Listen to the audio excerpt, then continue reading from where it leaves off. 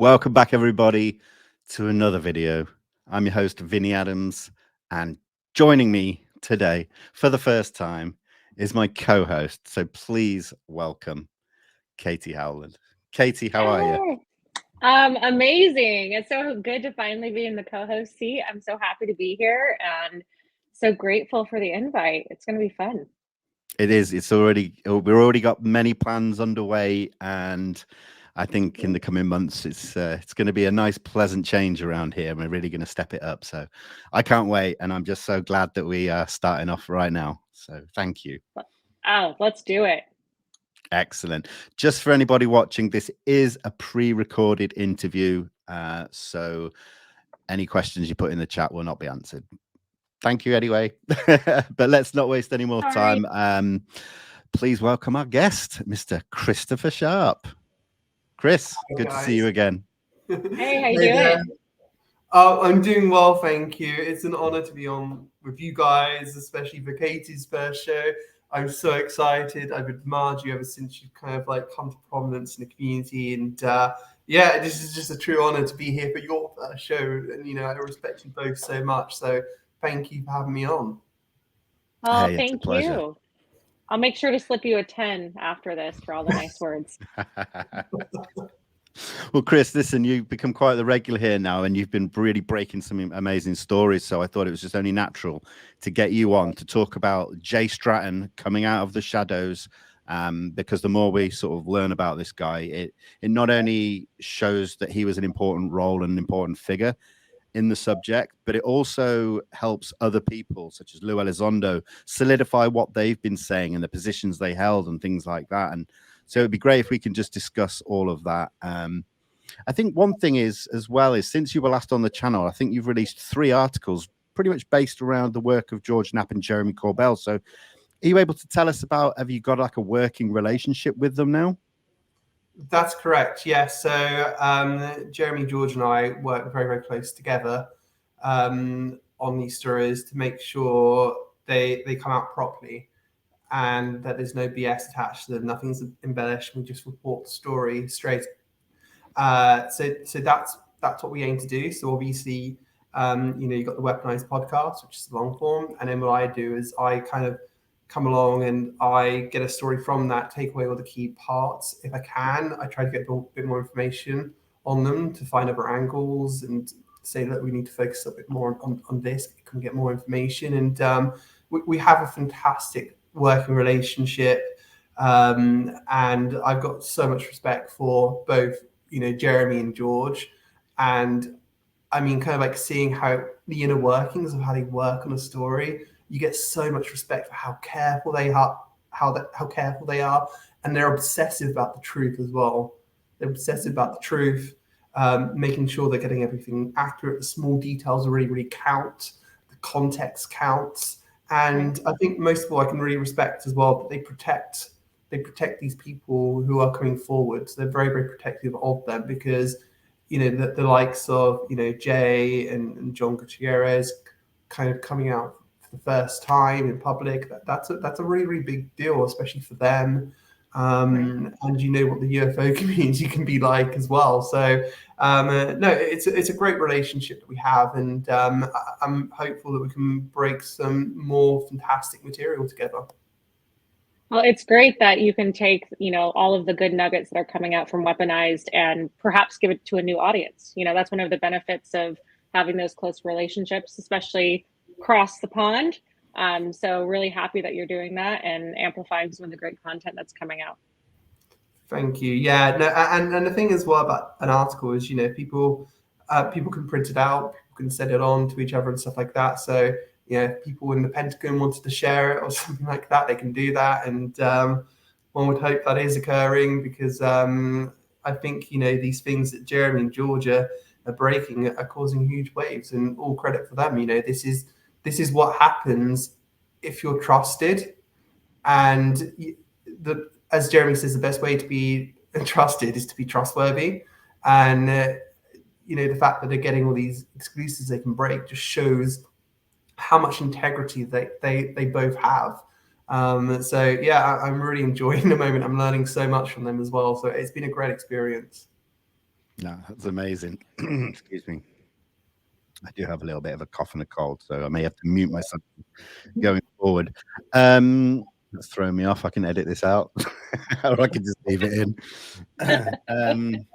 So yeah, what I would obviously I brought you on and asked you to come on because I wanted to speak about Jay Stratton. So we'll jump onto that one first, but I would like to touch upon the Gutierrez case with the 2019 drone swarm. But we'll go back. We'll play it in reverse. So we'll start with Stratton. And I guess my question is not just to you, Chris, but Katie as well. Is what did you guys know about Jay Stratton before he came out this week? I mean, I knew very little. Only what whispers had come through the grapevine. I was aware he was Axelrod, was aware that he had been involved in a number of the programs, but it was great to see him finally come forward for the first time. You know, I think we all knew AlienCon is coming up, regardless of, I know there's lots of mixed feelings about that appearance, but I think it was great to see him in a more sober, serious environment. And yeah, it was really interesting. I was most interested by the timing. Why now? So Chris, I'd love to hear what you thought too. Yeah, absolutely. So I was aware that he was the head of the UAPTF, and that he got taken off just after it got passed into law in terms of that NDAA, which obviously put into law that report had to be released from the UAPTF. Which is its own story, and I don't have much details about that, unfortunately. And I knew as well that now he works with Radiance Technologies. He's a specialist in terms of kind of foreign weapon systems. Like he said in the interview, like he knows how they fly. I mean, it's not just knowing like, oh, that's a MiG-21 or whatever. Right. It's like, oh, there are Russians flying that, and this is how we know there are Russians flying that because we know how they fly. So it's that intrinsic detail which is so important, and and also it's specialist kind of like reverse engineering. So right. Yeah, he's a very, very interesting person, definitely. Yeah, and one of the things that also struck me was when they were talking about visiting Radiance Technologies in the podcast and being able to peek in and hear about all of the people on staff who were, very, very knowledgeable about reverse engineering. That made me think that they, may not be working on those programs now, but maybe they're pre-positioning for some bids in the future. And I'm really curious, over in the UK, do you think you'll see something similar? You think you'll see companies trying to swipe up talent in anticipation of more contracts coming through? Well, I suppose the big one here is BAE Systems, which is a really, really big one. So I think that might be the case, as we said before. I mean, I'm not saying that this is something I know from knowledge or anything. It's just basically like we discussed last time, wasn't it? That China can be working on a reverse engineering program, have hundreds, if not thousands, of people working on it, be able to keep their mouth shut because it's not authoritarian regime. You've literally got like a communist party officer spying on every 100 of the population. So that's how much you can keep secret in China. So in America, if it's all kind of spread out and compartmentalized with two people working on a program and they're not allowed to call anyone for expertise advice if they get stuck, then that's a huge problem. So one would hope that if that was the case and if it was working like that, you would be able to kind of really open this up to all the emerging companies out there with best talent. That would be one hope of mine, and one could hope for like an Apollo moment where a new era of technology is discovered for the next decade if we open this stuff up, which could make all of our lives infinite better basically than it is at the moment in terms of life expectancy, the energy crisis, and hopefully we can kind of like step forward as one humanity, especially with the United Nations project at the moment in terms of Project Titan, which is huge as well. So one would hope that this is a really good step in the right direction. Yeah, absolutely. No, I appreciate both your comments there. What I'd like to do now, if that's okay, is like we mentioned earlier, you released this article in the Liberation Times with the highlights, let's say, of the Jay Stratton story. So if we bring it up, I'd just like to touch upon a few points. We can kind of go through it, and feel free, either of you, to just, if you see anything or you think of a point that you want to talk about, just go for it. Here it is. I've enlarged it so it should be. There he is. There's the man of the hour. Don't tell me if you spot any typos, by the way. I don't want to know. I'm not I'm not the police. Don't worry, the grammar police and yeah.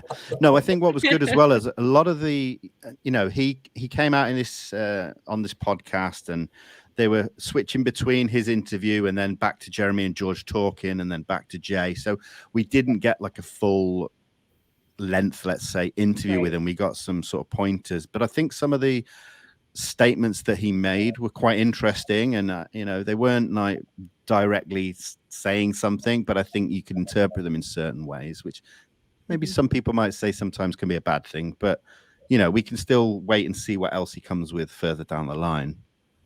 But I did like this one here where it says, I kept an open mind, a skeptic mind, whatever you want to call it, looking for something that can answer this in all the means that I had to chase that. But there were definitely some times where we really couldn't close the loop, and we realized that something needed to be done about it. I find that quite, I don't know what the word is, but what do you guys think? I mean, I was shocked when I read that. That's a pretty straightforward thing to say for a man of that experience. I think we should pull up his LinkedIn later and show all the various titles he's held. He knows what he's talking about. So for someone of that caliber, he's senior executive service. It's a little controversial to say he's equivalent to a 2-star, but that's the easiest way to describe it. Just don't say that to someone actually with 2 stars. And so this really stood out to me. And I think that should stand out to anyone, not just in the UFO community, but in the defense community as well. What do you think, Chris? Yeah, I think it's going to burst some balloons, let's say. I think, you have to go back to the UAPTF report, because a lot of that came from a presentation that Stratton had prepared. So you look at some of the things on that, like I mentioned last time, signature management, so that could be low visibility, instantaneous acceleration, as well as reported radar jamming and stuff like that. So that was something really, really big in that UAPTF report. And if you've got someone like Stratton who can't kind of close that loop, that's a really big deal, because this is someone who knows the foreign weapon systems. He knows how the Russians fly. He knows how the Chinese fly. So he's very, very well aware of what this stuff is. And I'd also mention as well, in terms of the first quotation, that's really, really key, because, like you said, Katie, looking at his record, this is a very senior person, the equivalent, although he does like to downplay it, but the equivalent to like a 2-star general, admiral, sorry. And, basically saying we're already 70 years behind the power curve for trust, right? Because everybody says the government's lying to us, and the whole Blue Book thing and the whole Roswell thing killed trust.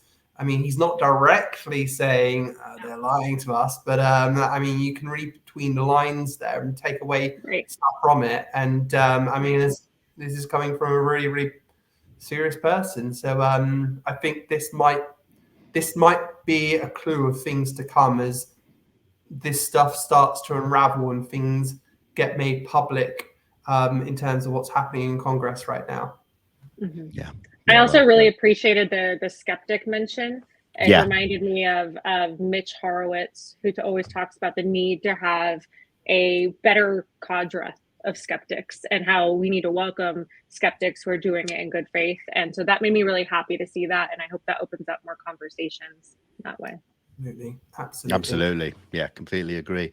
I think what was interesting as well, obviously, he works with ORSAP, ATIP, and the UAPTF, and that says volumes to me. If he's continuously moving and changing roles, but continually going back to the UFO subject, why would you do that if there was nothing to it? Or why would you want to come out and talk about it now if you've been through the ringer for over a decade? And it's like, I don't want to talk about something that there's nothing to it. You know, that, I mean, that's just me interpreting it. And again, I'd happily be wrong if I'm interpreting it incorrectly, but that just spoke to me, if you know what I mean. Yeah, yeah, absolutely. And you know, he's like the only guy who's been involved with all the modern day UFO programs. So that's a really big thing. And you know, like he was saying, you know, he was, after being involved with Allsap and ATIP, he was ready like to walk away from it. He wasn't expecting anything else to do with the topic again. And that was until Lou came out and the New York Times article came out. And then, you Merry know, Christmas. exactly. And it just when the ONI, Office of Naval Intelligence, and you know, his boss was like, look, Congress, you know, Congress started taking interest and senior people started taking interest in this. So he was at the perfect place, in the perfect place at the perfect time, really. So it seemed very, very, was like serendipity involved, you know, in this. It felt like it was meant to be.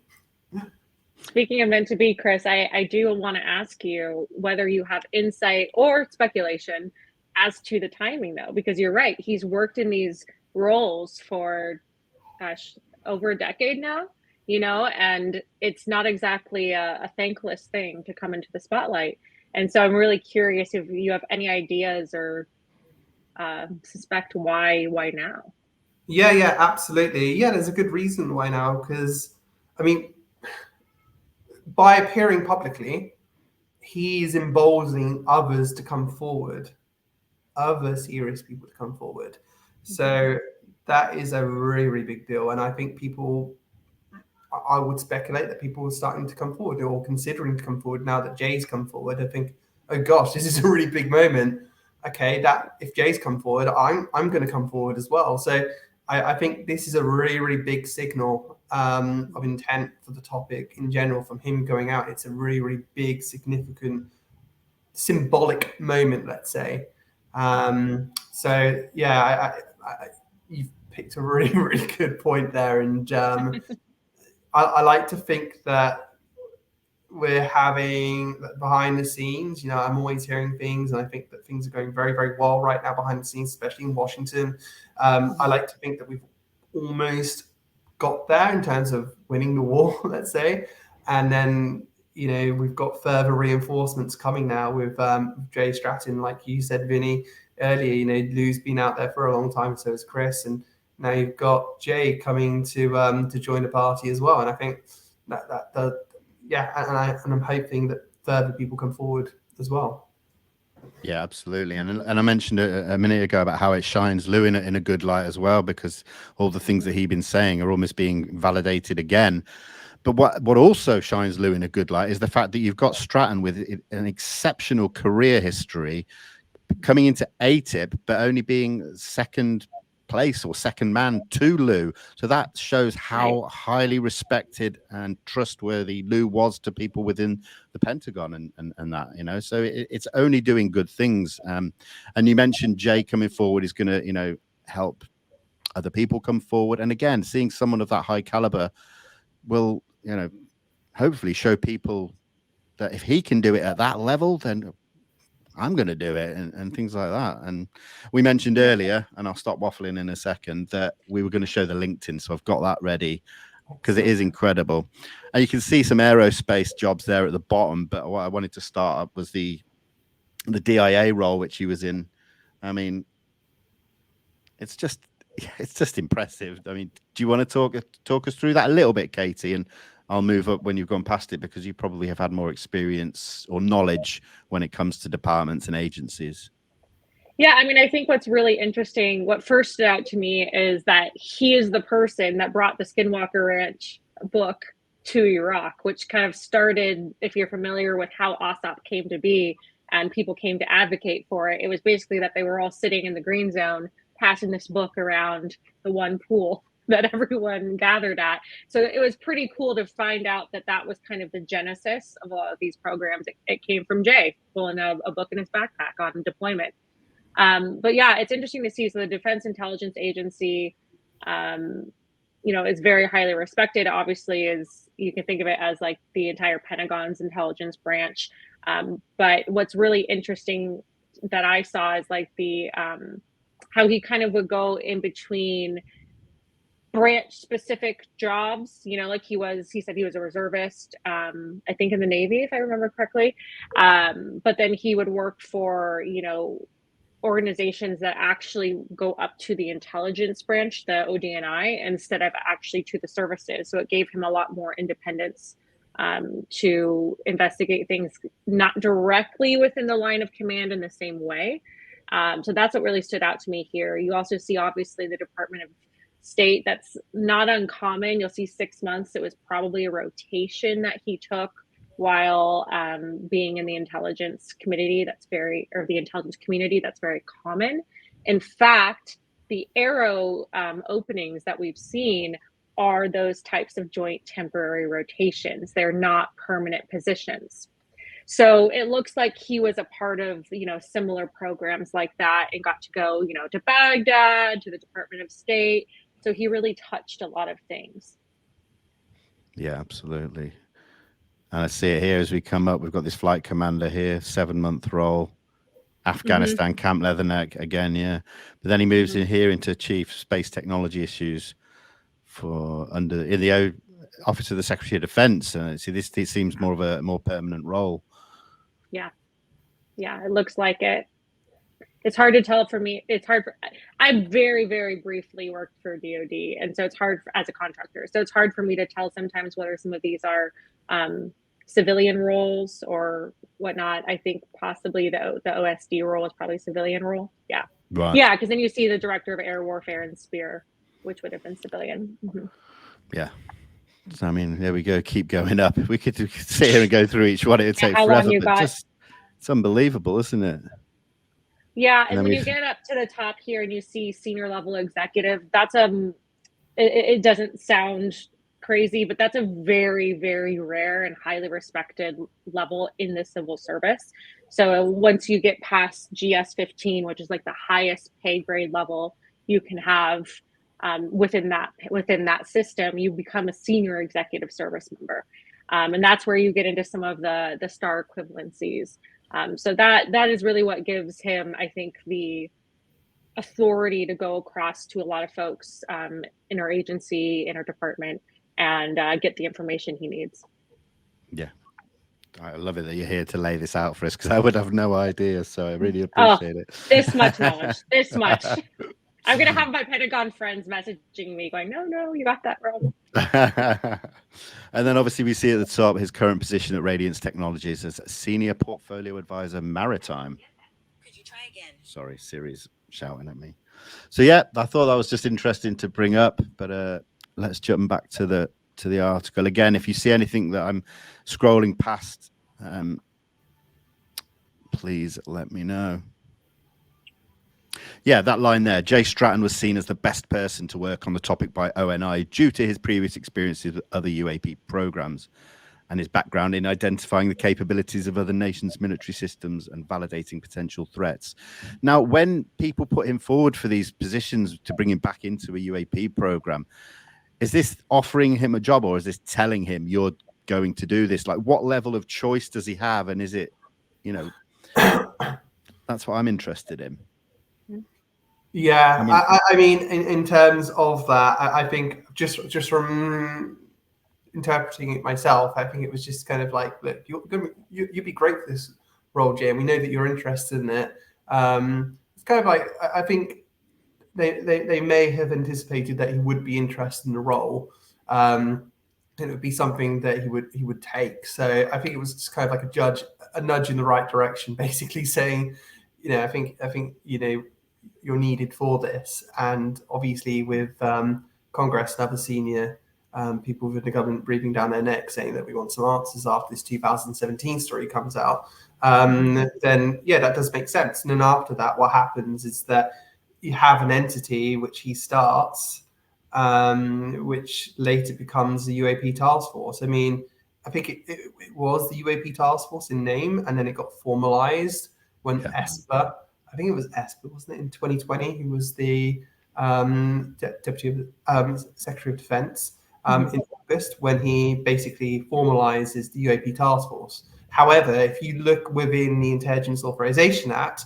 which I think was drafted in June or July, it references, something like, the continued, we support the good work of the UAP task force.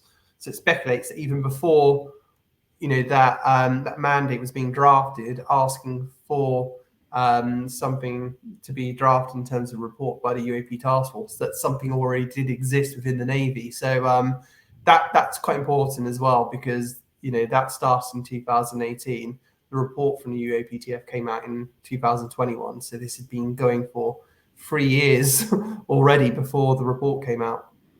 Yeah. And Chris, can you clarify for people who might not be, as tuned into this, the drama or controversy surrounding Stratton getting removed from the UAPTF right before the report was to be due, and what happened there? Yeah, I mean, I don't really have too much information on that. I mean, I think Stratton, I'm just remembering from the interview, I think he seemed to play that down to some extent. Mm-hmm. However, saying that, I mean, I think others would speculate, let's say, that there was a bit more behind it, and it really did handicap them from the beginning, because all of a sudden, this National Defense Authorization Act gets signed after, I think Trump tried to veto it, didn't he? And then he was overruled by the Senate and the House. Like, no, it's going through.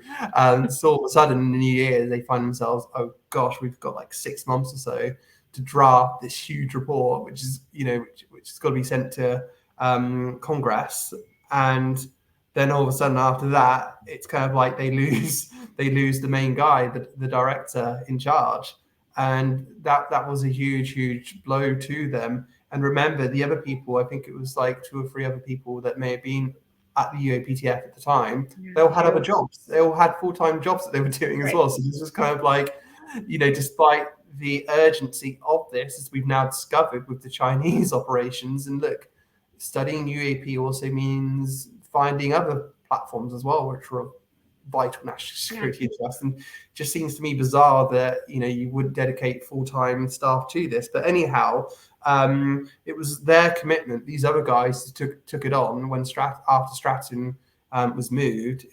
These guys are heroes. These guys are working overtime, working their asses off, because they believed in transparency. They believed in the cause, and they wanted to make Stratton proud as well by saying, look, we've got this over the line for you, because by all means, this guy was loved by the people that he worked with, and he was so well respected. And hats off to those guys.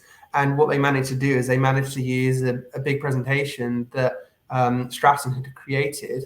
Remember, he was saying that presentation was very, very important. How you presented these to senior officials and committees was very, very important.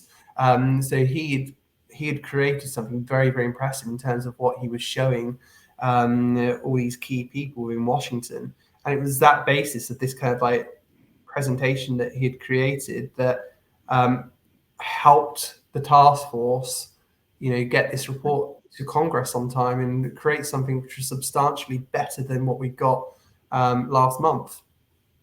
Yeah, absolutely. Yeah. I think one thing as well, he's obviously loved because, he's here giving classified briefings to key audiences. Now, is that nice? The committees, would that be? Yeah, absolutely. And it's saying it's probably the primary reason why Arrow is created, which is great. But that throws up the question: if this is at the time when AIMSOG or AOIMSG was still happening, why go to someone outside of who's now left the role and not use someone who's currently in the role, with AIMSOG? Well, this is the thing about AIMSOG. So there's some complexity around this, and you may want to correct me, Katie, in case I get anything wrong here. But what happened was the UAP task force, after the report came out, it wasn't all of a sudden taken apart and it no longer exists. What happened was that the DoD and the ODNI created, before Thanksgiving, AOIMSG to follow up on the memo that came from Kathleen Hicks following the UAPTF report, saying that something kind of more permanent was needed to tackle range foulers and things like that. So AOIMSG was created by DoD and ODNI. It wasn't created as an act of law. It wasn't created as an act of legislation. The legislation for the National Defence Authorization Act just created an office called the Office. And it was after that, because I found it surprising, that I was like, okay, cool. What's the office going to be called? What are we going to do with this new office? And Susan Goff basically said to me, oh, the new office is AOIMSG. It's like, okay. So the new office was the old office in a way. So it was always a different entity from the UAPTF. So UAPTF never transitioned to AOIMSG. Hopefully that answers the question. And then what's happened with this new legislation that's been passed, now they formally basically said that the office is Arrow. So, so that's what's happened. But obviously you've got another person coming into the role as well in terms of Kirkpatrick. So you've got people kind of like speculation on my part, by the way. Perhaps people like saying, "Oh, we don't know this guy. You know, if it was Stratton taking over, would be there in a heartbeat, but we don't know Kirkpatrick. We're feeling it out." You know, so it may be a bit of that as well. Yeah, I suspect it's probably some internal politics. You know, just like you said, because we have to also remember that AOIMSG was created, I can speculate, not as a fully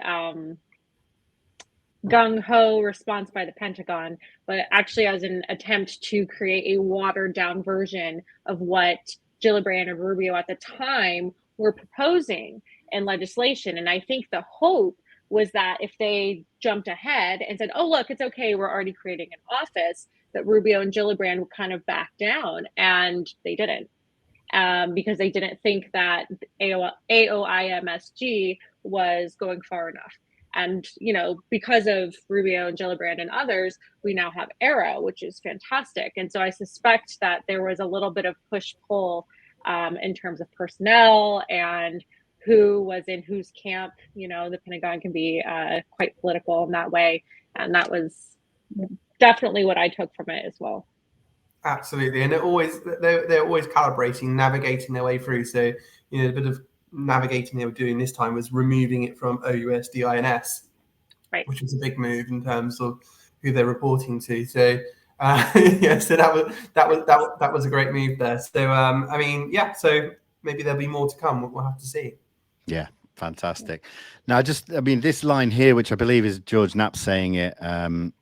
Which is just, you know, I assume George and Jeremy have had a lot more than just that one sit-down conversation with Stratton at, where was it? It was in Huntsville at the SCU conference, wasn't it? But, you know, to say that Stratton believes the public has a right to know what's going on rather than the obfuscation, stonewalling, misleading statements and strategic leaks to debunkers, all of which continue to muddy the waters. I mean, this is what we've been asking for as a community, is for somebody to come out who is, you know, not part of the old guard, the secret keepers. And I think, you know, it's easy to get excited, and I'm trying to not be like too excited, but, you know, I'm thinking there may be good things to come. So Chris, is that something we should expect? And do you know to what level we should be, you know, I don't want to get too excited. Like, you know, we know to kind of hold back our expectations with these reports. Do we need to hold back our expectations a bit with regards to information that come from people like Stratton? I think you can start to get a little bit more excited now, and not just because of Stratton. I think, you know, things are happening in Washington as well now. Remember, you know, Kirkpatrick is no longer reporting to OUSDINS. So that's a really, really big thing. So there's nothing stopping him now from having a bit more freedom to be honest about this topic and more transparent, whereas he wasn't before. So that's a really, really big thing. And in terms of Stratton, that's a really, really big deal. And I think as well, like, so one important thing to take into context is what he later says in terms of basically he's talking about the Public Affairs Office of the Pentagon in terms of like, why did you say that? And you can kind of like see this kind of like, I'm interpreting it is that you can see this kind of like mini like battle going on between Stratton and what they're doing within the UAPTF and the background with ATIP and stuff. And what's going on as well and what the public affairs office is saying. And, he was saying that communications is so key, and it looked like he was being undermined to a certain extent from some of the statements coming out of the public affairs office, which I found really quite interesting. And you can see as well that, he mentioned Lou as well. And I think that's really important, because obviously the public affairs office has said that Lou had no assigned responsibilities of ATIP, which is heartbreaking. I mean, this guy, Lou, immense cost to him and his family. He did the right thing, and he quit his job. He gave up his pension, and people came after him. And now you've got his previous employers at the Pentagon basically saying, "Oh no, he wasn't. He wasn't director of ATIP." It's kind of like trying to erase what he did, which is a really, really horrible thing. And they keep it up to this day, like saying that he had no assigned responsibilities. But okay, so I asked Susan Goff, for instance, I said, what about unassigned responsibilities? Because we know there you go. You go. We know that Gary Reed wasn't very happy with him being his supervisor, that he'd been kept from this. Obviously, it wasn't ever assigned by his supervisor. Right. And I've never got a public statement about that, let's say. I've never got a public statement about that, answering that question. They don't want to answer that. Well, and that's what's completely perpetuated this, is a lot of people aren't able to read between the lines with statements like that. A single word, assigned responsibilities. We know for a fact that his supervisor did not assign these responsibilities. And so the Pentagon isn't lying, exactly. But they're saying what is convenient to their narrative. And so I'm so glad that you picked that out, and that we have, journalists like you that can really parse these words, because unfortunately, with the level of obfuscation and political agendas, we have to do that. And that's not being paranoid or conspiratorial or anything. It's how DC works sometimes, unfortunately. And so just hats off to you for recognizing these things and for pushing. I hope Susan will someday respond to that comment. And if there's other journalists listening, I hope you'll ask them too. What about unassigned responsibilities? Yeah, exactly. Look, I will say I have a good relationship with Sue. You have to, and yeah, I respect the fact that she's given some really good answers before. She invited me to the Pentagon briefing with Kirkpatrick, and I accept as well, when you're doing this, you're getting sign off from people above you saying it's okay if we say this, or what's the messaging, what else can we say, can you elaborate on this? So she's kind of like getting it through some hurdles as well herself. Right. So. But I would say that I was deeply disappointed that it took so long for them to also confirm that Lou worked for Space Force. We'd been asking for months, and other people had been asking for months. It took me, I literally had to make a complaint to get that information. It just seems that a whole public affairs office is being weaponized against one person, and that can't be allowed. That's totally awful. It should be investigated, I feel. It's retribution. Yeah. It seems like there's a lot of changes going on, not only with the departments and all the ATIP to UAPTF to AMSOG to ARROW, but Jay mentioned here that he himself had come across religious pushback within the ranks, and that's something that you think, oh, it probably happened a decade, 20, 30, 40 years ago. But to hear him say that he's still, well, not now, but has encountered it in the not so distant past is quite something, so I found that quite surprising. And in writing, I mean, I would like someone to get on the FOIA for that one. Use the word demon. I mean, that's what it sounds like Jay said in writing. So like, let's find out who. Yeah. Wave off is an important term. It's like, I'm sorry? Wave off. When they said you should wave off this topic, the phrase wave off is very, very important in terms of military speak. It means. Right. I'm sure it wouldn't be in the dictionary, but it's kind of like that. Can we quote you on that? Yeah, if you look at the terminology of that, you can find it in there. You'll hear that sound though. Basically abort.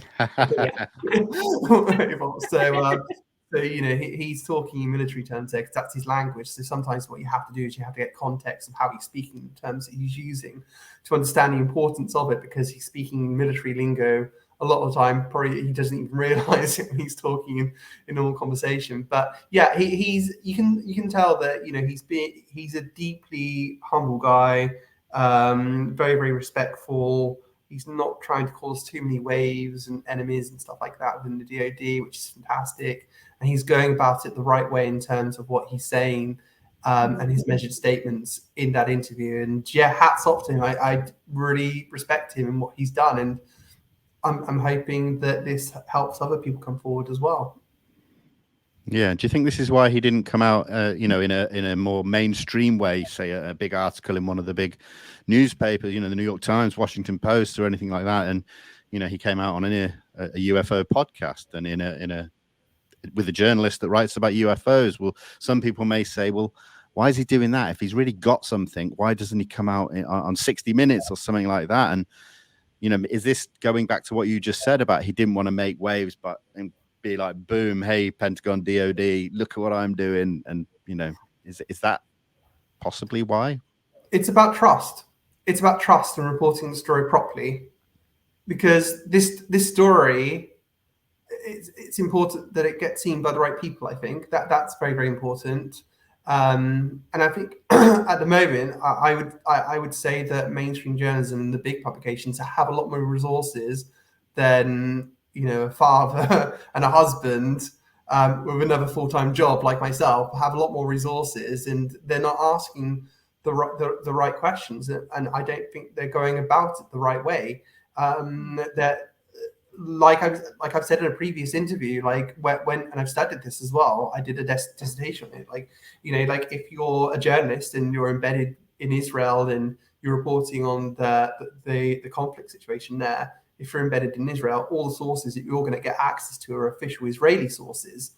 And if you're not actively looking for the other side, if you're not looking for the other sources within the Palestinian territories, which is going to be very difficult to do because they'll have limited access to it, you're just going to parrot what they say. So I get the feeling that a lot of journalists are just parroting what the Pentagon says. They're not really reading between the lines or anything like that. I think it's so important to do that. And remember as well that, you know, George Knapp is an incredible journalist. So is Jeremy Corbell. They can be trusted. I mean, and I think their track record really speaks for itself. And, you know, when no other journalist wanted to touch this topic because of the stigma and they're afraid to come out, it was George and Jeremy who had the guts to report on this topic when everyone else was kind of like was kind of too scared to touch it. So I think, you know, when you're dealing with people from the Pentagon and military people, these people are deeply respectful, you know, and they respect trust and people with good values and ethics.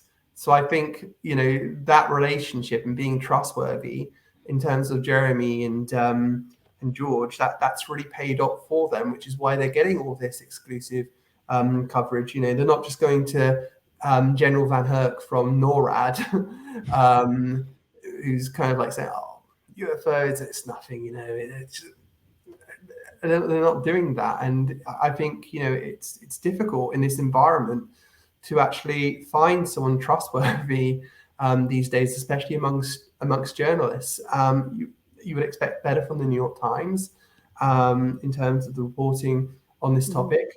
I mean, hats off to Josh from the Daily Mail. He's done a fantastic job. I think the story that he did last year with the ODNI source coming out, that was one of my favorite stories, and hats off to him. So he's done a good job. But yeah, like it's very, very difficult. And I would also mention as well that independent media is getting bigger now for a good reason, I think. And I'm hopeful that, you know, Liberation Times could be seen as one of those kind of up and coming independent media publications, which is kind of like not being reined in by editors and other interests and stuff like that. I just want to report it as best as I can, you know. So yeah, that's how I go about it. I'm not saying I'm the greatest journalist in the world. I'm just trying my best just to report it as best as I can and do justice to these people like Lou, who's just like almost lost everything from this. So it's passion. No, absolutely, and it's appreciated. I'm sure you can see that you know, people in the community are they love seeing your work when a new article comes out and that, and you know, and you know, we mentioned the Jay Stratton one, which I think we've pretty much covered now. Katie, is there anything else you want to say about Jay Stratton before we move on? No, I got all my points. Cool. That's cool. I think all we can do now is just wait and see what he does next. I believe he's obviously speaking. You mentioned at Alien Con in Pasadena in early March, and so that's what, 1 month away, pretty much. So yeah, but there's not going to be any recording of it too, so that's a little disappointing. I'm hoping that we're going to see him at some more conferences this year. Hopefully, some more academic conferences, perhaps. Maybe he'll show up at, you know, Inquire Anomalous or SCU or some of the other higher brow conferences, let's call them. But it'd be great. It'd be great to see him more in public where, you know, we can have a transcript and really parse out what he's saying. Yeah, Chris, have you got any insight into that? You know, you've spoken with George and Jeremy. Have they said anything to you that you're able to tell us? I think there's much more to come from Jay Stratton. Obviously, it was a pre-recorded interview. So there'll be more elements of that to come, hopefully in upcoming episodes of Weaponized. It was a very, very big deal. I mean, when we go about these stories, they're very, very sensitive, you know, and I've got to make sure that before I watch the episode that George is okay with it, because, you know, like, he's trusted. He deeply, like, him and Jeremy, they deeply care for their sources, you know, that things are done correct and that they can be trusted, because it's very, very important to them. And this brings us back to what we were saying before about why these people do come forward through people like Jeremy and George, because they're trustworthy and they prove themselves to be that. Yeah, so on that note, you know, let's talk about John Gutierrez, who came forward to continue this ever-evolving story surrounding the 2019 drone swarms. And I keep doing that when I say it because I don't know how else to put it. And I think it's important because people still are convinced that it's definitely drones, even though there isn't enough data and information in the public domain to form a conclusion. And people still think that Jeremy's saying it's aliens. And what Jeremy did, I think, in this week's episode of Weaponized was very clearly make a statement saying, I don't know what it is at all of this. And it was really, really good that he did that. But let's talk about John Gutierrez, Chris. What can you tell us that sort of came out that was a bit newer for this case or this series of cases? Yes, obviously he's spoken to some of the witnesses involved, and he's spoken about, you know, for instance, on one of the ships, you know, he was saying that the crew were following it when it was going from different sides of the ship, you know, just following this object, let's say, and all of a sudden it stuns them. It's just like goes straight up into the sky, and it's not making a noise throughout. So that's really, really important. It didn't make a noise, and that's important. Although you've got all the noise when you're out at sea and stuff, you would still usually hear something. I mean, these people had just been out on deployment, and, you know, John's been out on deployment as well. They're very, very, they know what Chinese drones are. They know what the capabilities are. It's not like the first time that a drone's ever come up to them, you know? So that's really, really important for context there that he was provided. And he was just like basically backing up the witnesses and what Jeremy said before, basically, that there's a lot more to this. So I think that's kind of like what he was saying. And I mean, John's a patriot, you know, you know, he's a proud American patriot, and he cares about safety. And, you know, I think he felt an urge to speak out on this. And it's very, very important to say that he was speaking from his own personal perspective. He was not speaking on behalf of the Navy or the DoD. It was basically him just, you know, giving his own kind of like take on it. But he provided lots of interesting details. And I think one of the most interesting things that he spoke about was the USS Kearsarge, if I'm pronouncing that correct. So it's a huge ship basically, and it's I think it was like bigger than the former aircraft carriers that we used to have in terms of HMS Invincible, and it's kind of like a marine ship. I think they might hold Harrier jets as well. They hold helicopters and marines. It's a huge ship. And he was speaking about an incident whereby he knows someone who was on board that ship on the bridge, and they spotted a UAP, like a green object in the sky. And this was whilst they were out on deployment as well. I think it may have been the Arabian by Saudi Arabia or somewhere like that at the time. I'm not sure if we got confirmation on that, but it was out on deployment anyway. And this green object just gets closer, and all of a sudden, a bright light is beamed onto the ship, illuminating the whole of this large ship. And it lasts for 8 seconds, this green beam does. And this lady is describing how to John, basically, how she's covered her eyes with her hands, and it's so bright she can't even see her hands. That's how bright and illuminating this light was. And you're talking about a situation as well where everyone's disorientated on the bridge, and they're trying to, like, whoa, where am I, and stuff like that. That is a huge big deal. I mean, we're talking about a Chinese balloon over the United States at the moment, and journalists are obsessed about this, but we're not talking about any of the unusual flight characteristics of UAP. An instance like this, I mean, let's say the Chinese did have this technology. They basically stunned the whole of the bridge of a major US warship during that 8 seconds. If it was China, they could do anything. They could take it down. And I mean, I just don't understand. Sorry, I'm really passionate about this. I love it. I love it. At the moment. And there were like 167 blue-like entities put into the UAP report. But they're not focusing on the unusual flight characteristics and the other unusual characteristics of these UAP. By all means, frame it that China might have this technology, great, but that's by far the biggest thing and biggest potential threat if it is a foreign adversary. And people are just paying no attention to it. And it's really paying into the hands of the DoD, because they want to answer these questions. They want to take you down this direction, you know. They don't want to talk about unusual flight characteristics. They don't want to talk about transmedian aspects. They don't want to talk about what's being seen in space or underwater. They don't want to talk about any of that because they can't explain it. So that's really important. But sorry, I digress. But yeah. No, I think it's all great. And I think we all feel very similar to you, right? And one of the questions I have is, do you think that these types of encounters are being discussed in the classified reports?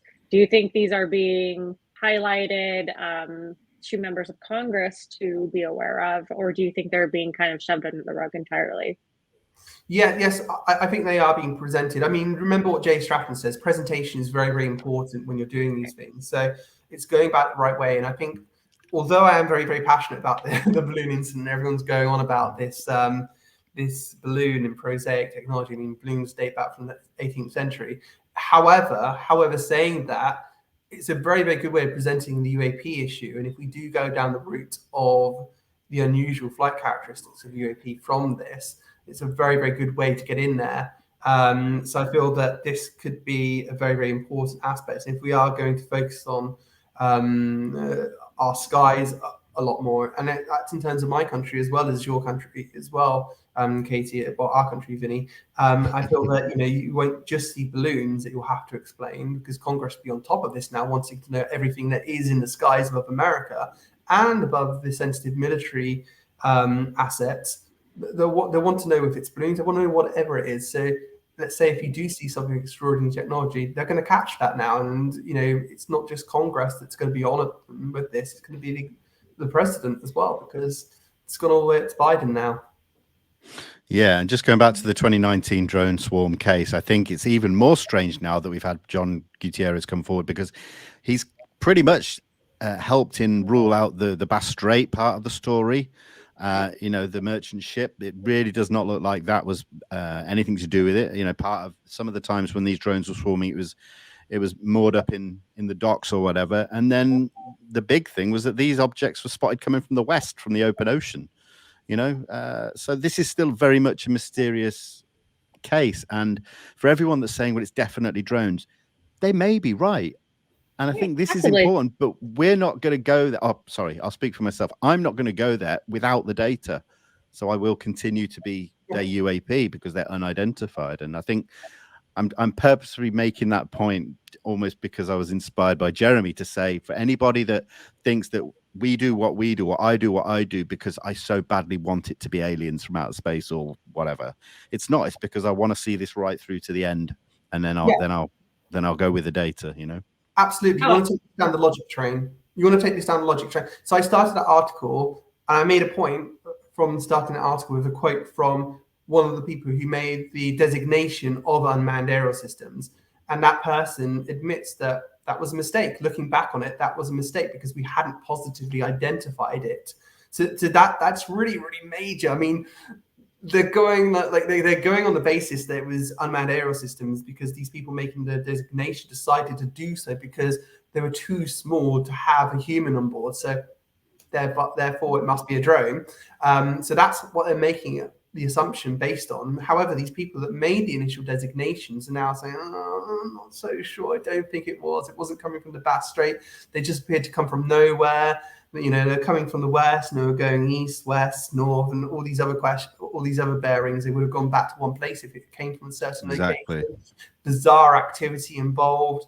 However, when you ask the Pentagon Public Affairs Office, they basically say that this was both an initial assessment and also they evaluated it as well, and they still found it to be unmanned aerial systems. So now I've gone back to them, I've said to them, and I've sent multiple emails now saying, do you still stick by, you know, your line that this was unmanned aerial systems? And I've yet to receive a response because their messaging is now being undermined. So yeah, it'd be really interesting. Sorry, I rudely interrupted you, Katie, but what I'd like to ask you, Katie, what do you make of it? Because obviously now, I mean, look, we don't know that they might have good evidence that it's unmanned aerial systems, but by all means, everything I've heard from the people who have insight into these events points to it not being unmanned aerial systems. Unless they've got a big rabbit to take out the hat, I don't think they can really back up their claims that it was unmanned aerial systems. So now you've got a situation where I think Bray at the congressional hearing basically said it was drones / unmanned aerial systems. So what does that mean that he said that in a hearing now, and now that messaging has been undermined? I mean, I think that I'm just going to reserve judgment. You know, I'm not an expert in drones. I'm not, you know, and I think that it would be perfectly fine to find out at the end of the day that DoD did have some intel they didn't want to share that led them to that conclusion. I'd be super happy. I'd also be happy if I found out that, you know, that's probably not accurate and they were exhibiting some flight characteristics that, you know, just can't be explained that way.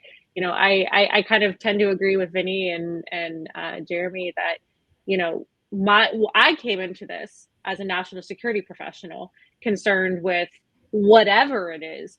I'm worried. I'm worried if it's China. I'm worried if it's Russia. I'm worried if it's ours and we're wasting billions of dollars on outdated tech. I'm worried if it's something else. And so to me, honestly, I don't care what it is. I just want to know.